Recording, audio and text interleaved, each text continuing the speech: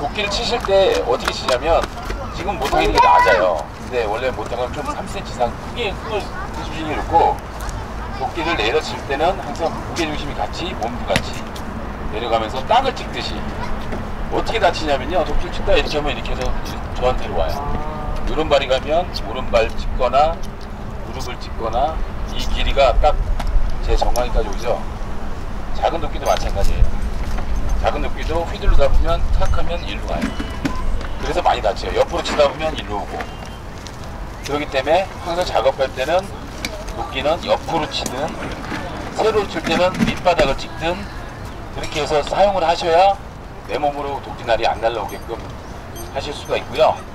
쪼개는 방법은 아까처럼 이렇게 내려치면 됩니다. 그냥 땅바닥 찍듯이 이렇게 내려치시면 돼요.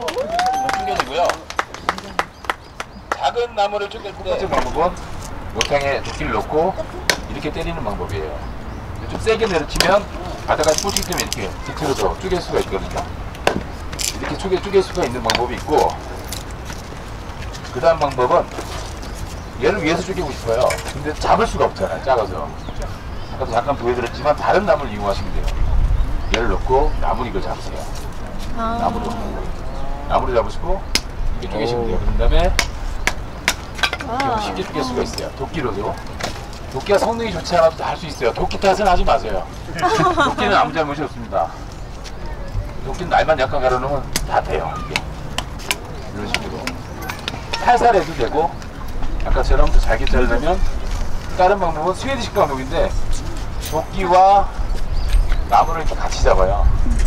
그러니까 여기 손가락을 집어넣으시면 안 되고 같이 잡아요. 그리고 딱 때리면 돼요. 이렇게. 그러니까 잘게 쪼개는 방법이 여러 가지 방법이 있고요. 아마도 내년에도 행사가 있으면 이런 방법까지 해서 더 유익하게 캠핑 프로그램을 만들 수 있을 거예요. 감사합니다.